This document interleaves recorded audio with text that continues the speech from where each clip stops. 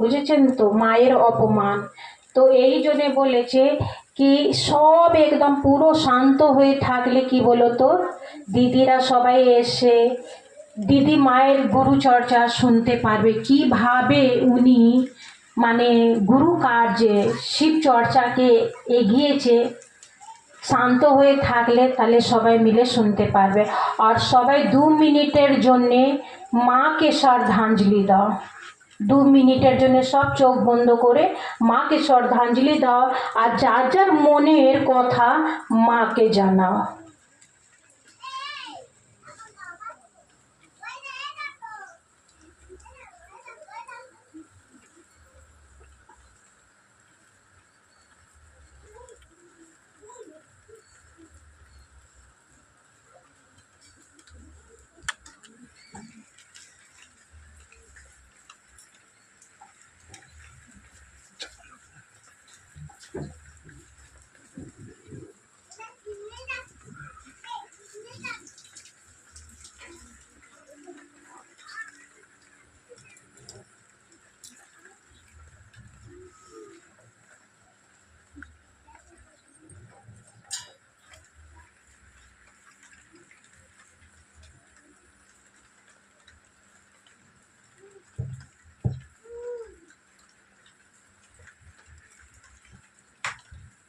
চলো আমরা সবাই মিলে গুরু চর্চা করছি। প্রণাম গুরু বল, এসো সবাই।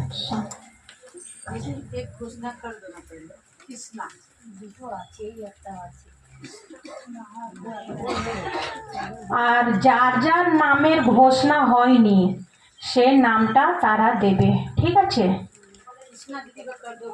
আচ্ছা চলো, একটা ঘোষণা আছে, দাদা দিদি সঙ্গে থেকো। চলো, কৃষ্ণা দিদি আজ থেকে এখন থেকে মহেশ্বর শিবকে নিজে গুরু করলো। এর নাম গুরুর চরণে রেখে 29 সাম্রাজ্যে প্রেষিত করা হচ্ছে। কৃপয়া ঘোষণা দর্জ হো। জাগো জাগো মহাদেব।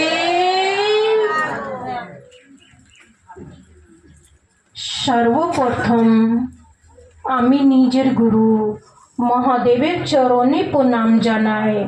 আমার প্রণামকে স্বীকার করুন। সাহাব দিদির কোমল চরণে প্রণাম জানাই। আমার প্রণামকে স্বীকার করুন। সকল গুরু ভাই গুরু বোনদেরকে প্রণাম জানাই। আমার প্রণাম